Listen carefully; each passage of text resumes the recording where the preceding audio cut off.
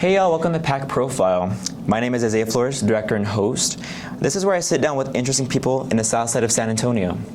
My guest is an emerging young artist who has already had many residencies, group exhibitions, and performances across the city. He has been featured at Our Lady of the Lake International Cultural Folk Center, La Zona, St. Paul Square, and many more. He said he uses his characters to capture specific moments in time, like snapshots meant to honor the eras that shaped us. Through saturated acrylics, he wants his viewers to recognize themselves in the art.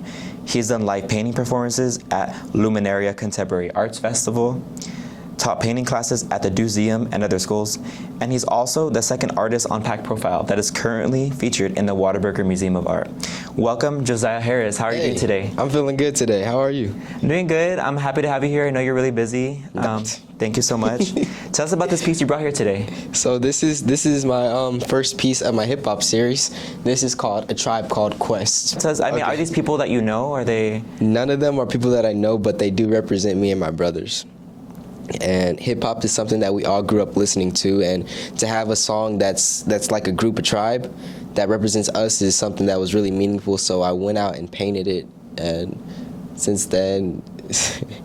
Yeah. Tell us a little bit about your technique. So, to be honest, I don't have a technique. I didn't go to art school. It's all about learning as you go when it comes to painting with the things I do. So every time I go to, like, say the jeans on here, I didn't know how to do it. But I would keep mixing around colors until I get it. And there's been lessons that I have learned from, like, veteran artists. They would tell me, like, hey, just stay away from mixing on the canvas. And I use some of that on this part. You can tell it's a lot more cleaner than these other ones.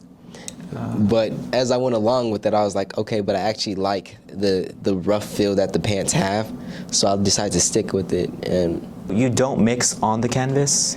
I stopped mixing on the canvas, yes. I wonder how that works though, because like you're doing it on the canvas. You like mix the paint somewhere else and you put it there? Yes, I would go through like different colors. Like this right here, I use red. It comes out darker, but red and blue make a purple. If you can tell, it's purple. And I would mix the blue and purple, the blue and red on the palette, and then just have normal blue, and I would just work from light to dark or dark to light. However I'm feeling, there's never been like a set equation for me to do it.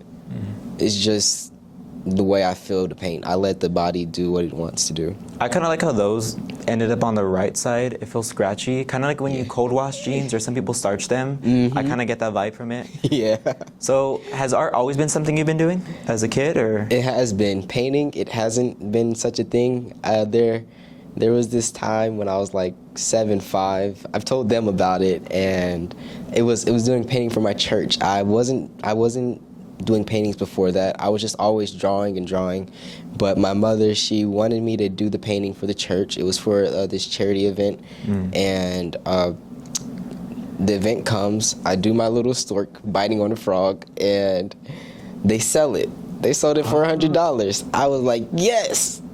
They didn't give me no money for it. Oh, they didn't like, give me nothing. Yeah, and so I told myself I'm never painting again, ever. Because I was furious about it, and since then I just stayed away from painting. I grew kind of like a hate towards it, to where I just didn't want to touch a brush, and it felt difficult. It felt like looking at a big wall of a challenge. So I just stuck to drawing until 2020 came, and I really wanted color art on my wall, but I was like, it's kind of expensive. Like, I'm a middle schooler. How am I gonna get that? And I was like, okay, Jojo, your mom has painting supplies. You do it yourself. And so I did it, and it's been growing ever since.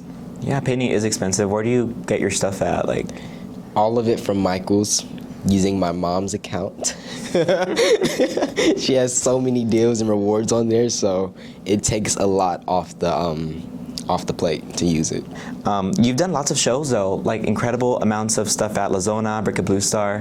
What has been your favorite memory or favorite show? My favorite show is still the La Zona. That was the biggest thing to me, especially having the artists there. They knew what they were doing, and they were like known around San Antonio. And with me not really knowing much or being a part of anything before that, it was just the world, especially having sports guy Jose come and right. record. So it was everything, and the painting, the big one that I did there, it sold off of the news. She saw it on the news, and that was like, okay, so I don't have to be in a gallery to sell my artwork. And it was a big learning experience, especially with networking. Oh, for sure. So when you're at these shows, I'm sure you're trying to get you're meeting people, you're saying and sharing your art and all that. What is that like? Is it a little overwhelming? No, sometimes it could be overwhelming because at that time, still even now, I struggle to find out the meaning of my art. And they would always ask me those questions, and sometimes I will just pull something out my brain that really doesn't correlate to the painting at all. They would believe it. They would believe it, and I just wouldn't know what to say. But I'm starting to learn that that's just something, a part of me being who I am, but it's going to be something that's going to change as I grow and get more accustomed to the art, because I barely know the things that I really want, so it's hard to expect what I know out of the art. I'm just doing what I know is cool. Because a lot of the times it's not that deep. It's you just not. want to draw cool things. Like, Right. Is that kind of the approach you had with this? Yes and no. I still wanted to represent hip-hop and my brothers, because I do this every year for my family. I paint me and my brothers or something that resembles us for my family, and this was the one I did before Christmas. It was like, what is the date? The date somewhere. It's December. 2025, I think. Yes, December 2025 for this painting. And this one did have much more meaning, especially since it was starting a series. How do they feel about it? Do they get all emotional, or? At first they did, but now I think they're starting to become like, okay, we probably expect this from JoJo. Cheap Christmas gifts. I still get them gifts, but yeah, I think they like it.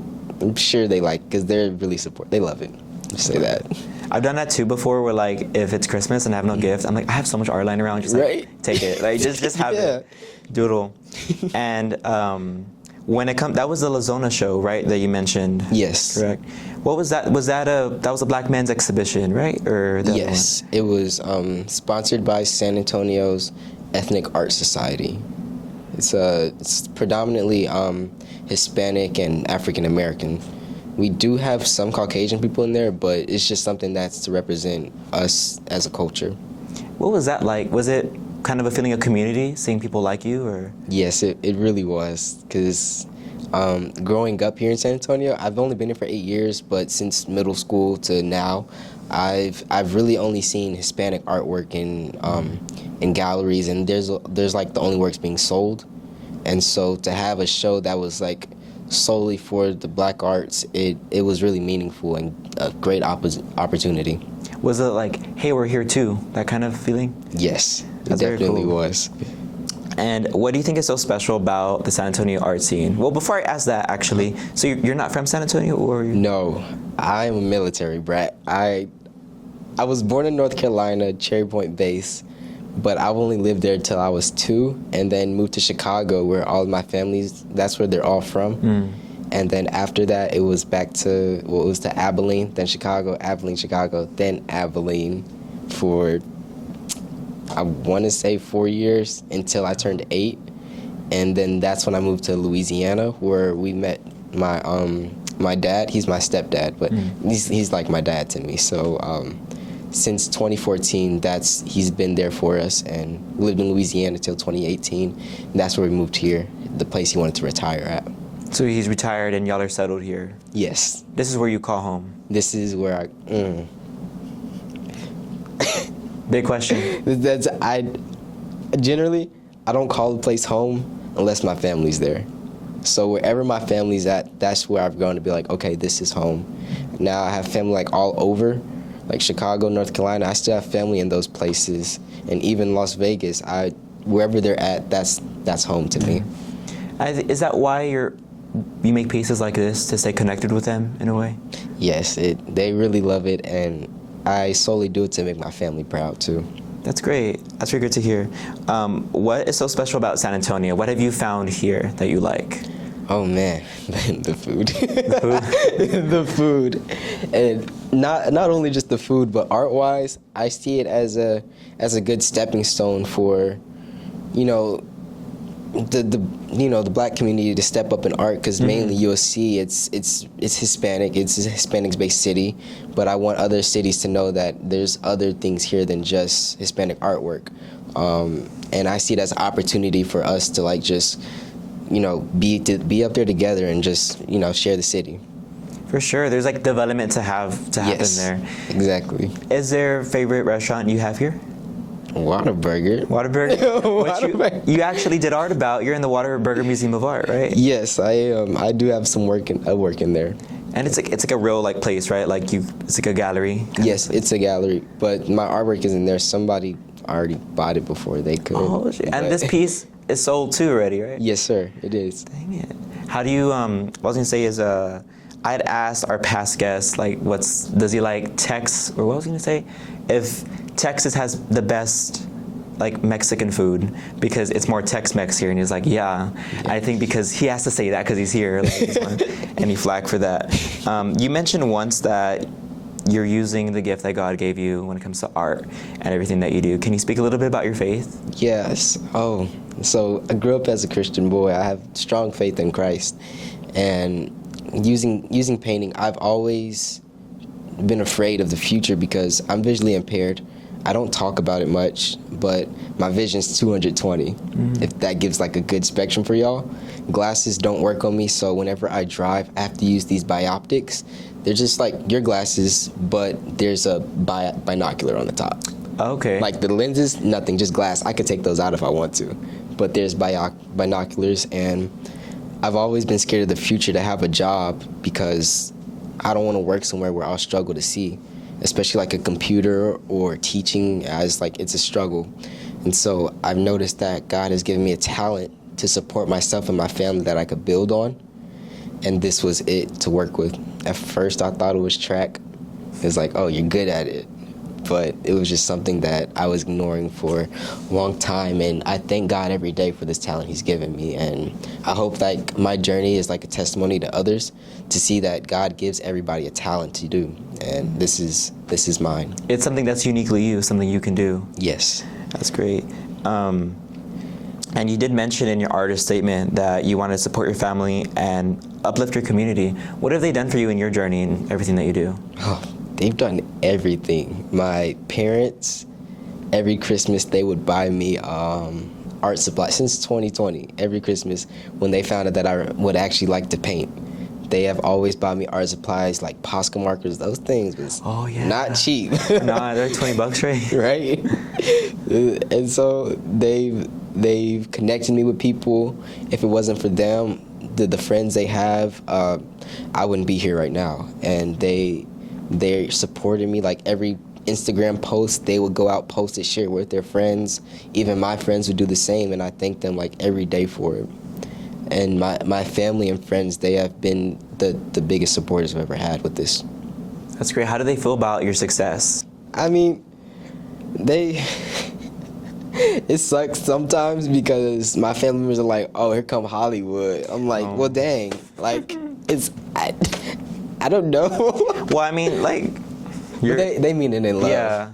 And they never had, I never had to be humbled about it, but they do say, just remember who you are and what you're here for. Don't ever get off track and just stay focused. For sure. With me, it's like, not that I'm anywhere near, but like I go to art shows and I come home and I still have dishes to do and my room's still dirty. And it's like, did you feed the dog? And I'm like, okay, like I ain't. I hated those nights. It'd be like 3 a.m. from an art show. Josiah, it's your day for kitchen. Huh? No, for real. And you also mentioned that like you want to use pop art to express the eras that shape us. I thought that was interesting because I feel like a lot of the time like artists feel the need to be like a zeitgeist, like to kind of capture how everybody's feeling in that moment. Do you kind of, in a way, burden yourself that way? Like, I need to create something really relatable to everybody. Or are you focused on your own journey? I'm wishy-washy on that because some paintings I would do something for my own journey, and then some others would be like, no, I want to do this. Like, this was something that I wanted to do for everybody to relate to. So it's a little stressful, especially having like my family like, okay, what's something we all can relate to, including the community, because I knew I was going to post it. And when I found this artwork, like the way of drawing it and everything, it's a little stressful because it's like for everybody to see. So I always think like, what's something that we would all love to see? What's something that's between both generations that could represent us all? And I know my cartoons have been coming like, well, my characters, they've been coming to things to like somewhat represent our generation. And then the Tribe Called Quest is like a group from the 90s that represents the older generation. And like merging them together was a great way to put us all together. You said Quest? What was that? Tribe Called Quest. This is the name of the band group that I use for reference. I never really used people for reference, but this one I did because it was one of those stressful times. And I was going to ask, like, all the characters in your art, are they supposed to be people you know, or? Not necessarily. Like, I don't know if you've seen my recent ones, like the clowns. None of these characters I do are people. They are just people that I've just drawn in my notebook, and I'd be like, ooh, I like this one. Let's paint it. And originally, that clown piece, the whole clown series, those are supposed to be pieces for me and my roommate, because we're moving, and I really want an artwork in the house. But sometimes money does talk, and I sell it. It was supposed to be for us, but hey, bills. That's a good problem to have, though. Like, oh, sorry, it's sold. We're supposed to have it. No, that's great. And I had some fun questions for you. What is your favorite album to listen to while working on art? I love Smino. He has been my favorite artist since 2016. I can name every song by heart or sing every song by heart, besides some of the ones where I don't understand what he's saying. But for the most part, I can at least mumble it. Is that hip hop or what? Yeah, he's shoot. I would say he's hip hop. He's more so like R&B wave hip hop. It's like a little bit. Do you know K Tronado? Not really, no. Oh man, like Childish Gambino. You know him? You know how sometimes he does have like some funky music to where you don't know if it's hip hop or R&B or funk. Like a blend, kind of? Yeah, he blends all of his stuff together, and it's music like that I really love because it's good. Is that what you're trying to do with your own art? Like kind of blend cultures and, not blend cultures, but like you said, blending generations? I guess so. I didn't think of it that way. But yeah, I am trying to blend generations, just like how he blends different genres of music. And do you have any like things you do outside of art, like hidden talents, anything else, any other hobbies? I did run track. I don't know if that counts, but all I do is work, go to school, and paint. With everything that you do, what has been your single biggest inspiration? Oh, my little brother James. He's my biggest inspo, including both of my grandmothers. I remember when I was like 4 years old, it's a tradition to always go to Myrtle Beach every year. But I've told her like for like 2 years straight when I was a kid that y'all not ever gonna have to worry about paying or renting like a beach house. I'm gonna buy one that people just come out anytime, whenever they want. And like finding a career wasn't my biggest stress. It was finding what I can do to make the money to support my whole family. Right. And just most of them, all of them, they inspire me every day to just keep pushing forward so I could build that and build the legacy for them to all live with, not even have to work a day in their lives. Hey, and that kind of leads into my next question. I was going to ask, what do you want to be remembered for?